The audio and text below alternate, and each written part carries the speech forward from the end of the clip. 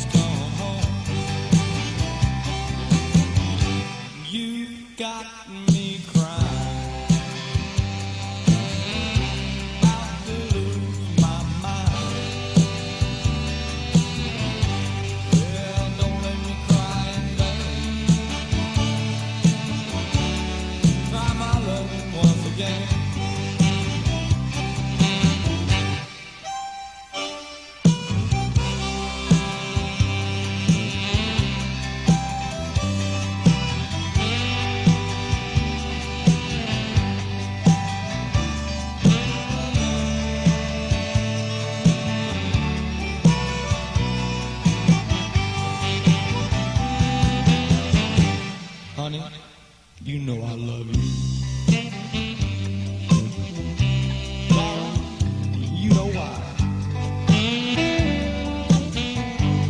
If you would just come back home,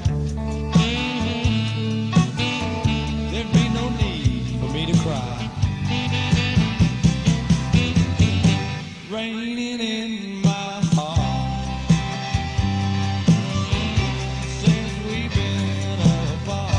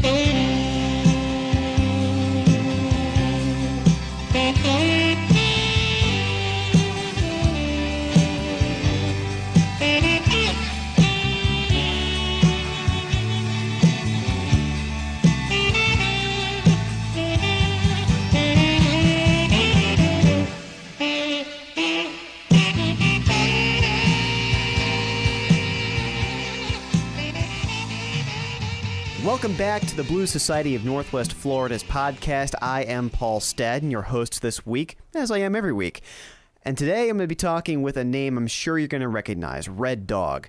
Somebody who's a staple in the Pensacola blues scene. His band Reddog and Friends, a hard-working, hard-playing band that's going to conjure up images of Stevie Ray Vaughan, other just on the border of being rock blues bands. And he's going to be playing the Blues Society of Northwest Florida's Blues Jams come Monday the 31st at 8 o'clock. Welcome to the Blues Society of Northwest Florida podcast, Reddog. Thank you, Paul. Good to hear from you. Thanks for the invite. Well, good to have you on, man. You've gotten some high praise over the years. Guitar World, Guitar School Magazine, Tower Pulse, all have talked about your guitar work. I mean, does it make it easier to get gigs? Are they helpful? Or is it just kind of a personal triumph to be recognized? It just makes me want to practice a little harder, to tell you the truth. I'm happy to have gotten some recognition, but truly, man, it makes me want to be a better player. Well, does it make you humble? I mean, I don't know. I would feel a little weird getting those kinds of things because I feel like, pshaw, shucks. But, it's got to be a little humbling. You're mentioned in the same sentences as Clapton and Stevie Ray. Man, for sure. Man, those folks are all my heroes, too, that they mention in those articles. So it's incredible to be mentioned with any of those names. Well, let me ask you, man, who were your main influences that got you into blues in the first place? Man, I love Freddie King. Not only his cool. just ferocious guitar playing, but, his vocals were just out of this world. But I love Freddie King. I love Dwayne Allman. I loved Otis Rush. And, still a lot of times when I'm sitting here around the house, I'm so old-fashioned, man. I still put on Robert Johnson, man, and hope I'm getting the spirit. Well, do you ever do any acoustic stuff? Do you ever go back to kind of like that Delta blues stuff? I love listening to it, but I really don't have the gift. I feel very at home with a Fender Stratocaster in my hand. Oh, I hear you. That's what I need to be doing to earn some money and to entertain some folks. I hear you. Well, let's talk gear for a minute. Let's run down some of your guitars. I've gotten a chance to see you play a couple of times, and you got some unique ones in the arsenal. I do, but I got to tell you, I'm, once again, I've got a beautiful old Fender Strat that you usually see me with, and there's a lot of history behind that guitar. Man, I actually, somebody called me up and sold it to me as a parts guitar. It had been another band had it and thrown it through a window and broken the headstock. And so I was actually able to kind of revive it, and so I always feel like it owes me a little tone. And so... So it's been kind to you because you've been kind to it, in other words. Yeah, there you go. I kind of feel like I resuscitated and brought it back to life. So, man, we're pretty close at this point. Well, that's super cool. I do want to talk about the band a little bit here. Let's start off just who's in the current lineup of your band? Who you got on the other instruments? I've got Rick Oakes playing drums, and, man, he is a wonderful drummer. He was a popular player down in the Miami area. And once again, man, Rick is a very, very talented musician, can lay down anything from a Chicago shuffle to a nice Jimmy Reed Texas shuffle. Very cool. And I have Roger Atcherton playing bass. And Roger is kind of a mainstay in Pensacola, man. He's played with Doug Curle and so many other folks. And Roger's a hard worker, man, and, really has added a lot to our band. That is super cool. Well, you guys, what was the lineup then? You guys got to go to the Blues Challenge, the International Blues Challenge in Memphis a few years ago. Tell me about that experience and who went with you. Man, it was wonderful. T.J. Jackson played drums. He went with me. John Fountain played bass when I went up there to Memphis. But, it was just a wonderful experience. Of course, Michael Bounds from the Blues Society made all that possible and was so instrumental in making sure everything ran smoothly for us. But, one of the wonderful things about going to the Blues Challenge in Memphis, I saw so many old friends I hadn't seen for years, people from Texas, from Atlanta, that I had no idea were going to be there. And it's just kind of funny to be walking from one club to another and bumping into musicians that you haven't seen for years. And great experience. Well, speaking of location, I know you're living in Pensacola. I know that you've done a lot in Atlanta. What brought you here specifically to Pensacola? And is it something where you like playing here, you like being here, or do you want to be someone who goes and tours around regionally? No, I couldn't be happier to be in Pensacola, and sometimes I'm so fortunate with a sense of timing. Man, some of the entrepreneurs in Pensacola have found me and Right. given us an awful lot of steady work. We're so fortunate to work with the Five Sisters Blues Cafe on a regular basis, and Hopjack's provided employment for a long time. Renee out at the Paradise has just been wonderful to us. So I'm so fortunate to be here and have so much work locally so I don't have to go on the road. And, of course, you know, I was when I lived in Atlanta, had some very, very good players in my band. Mm-hmm. And, man, we just worked nonstop. We used to do a lot of work at Blues Harbor, which was the largest blues club in the city. And through that club, man, it was just incredible. I got to meet everybody from Buddy Guy, Junior Wells, Pine Top Perkins, so many of the mainstay artists from Chicago. And, man, it was just a wonderful experience. Well, super cool. That actually leads me into another question I try to ask everybody every single week, which is if you got to play with one of your heroes, living or dead, who would it be? You know, number one, unfortunately, man, everyone's dead that I would love to be playing with. But I would love to, I think I'd love to be playing with Dwayne Allman, you know, among others.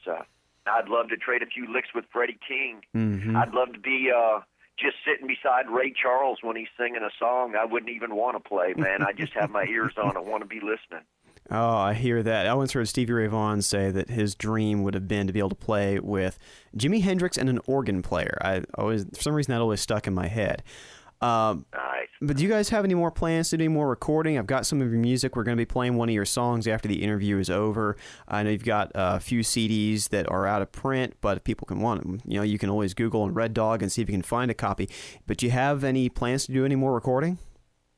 I do. You know, I was so fortunate. Johnny Sandlin is an engineer that's up in the Muscle Shoals area. Yeah. And he produced Greg Allman's Laid Back CD. Cool. So I was fortunate to bump into Johnny and been in his studio and laid down a few tracks, but that's an ongoing project. And when the time and the money is right, I look forward to getting back with Johnny.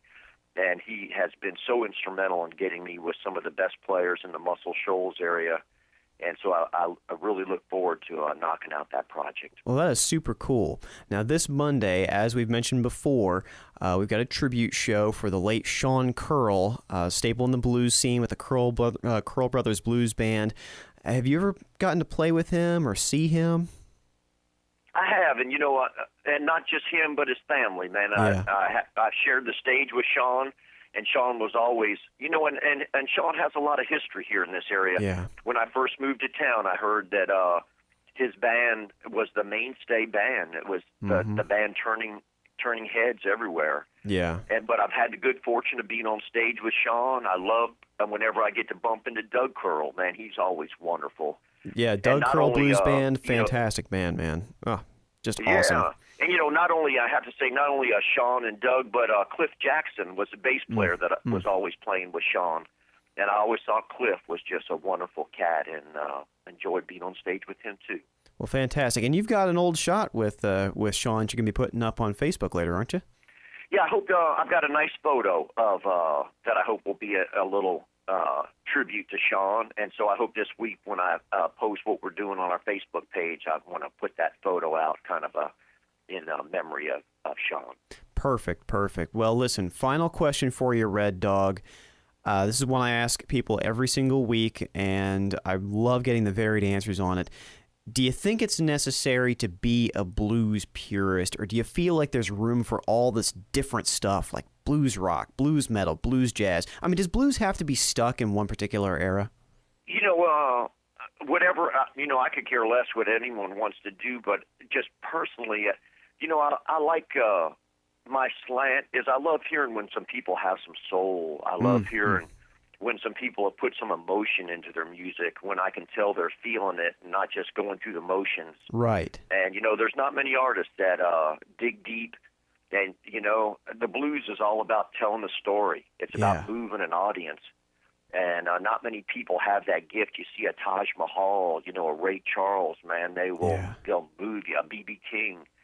And so, then I tend to go toward artists that, you know, that when they sing a song, I feel like they wrote the song, even though they may not, man. I feel like when they're singing the lyrics, I feel like that artist has lived that life, told that story. Yeah. And so anyone that fits in that category, man, that's what I'm drawn to, and yeah, that's important to me.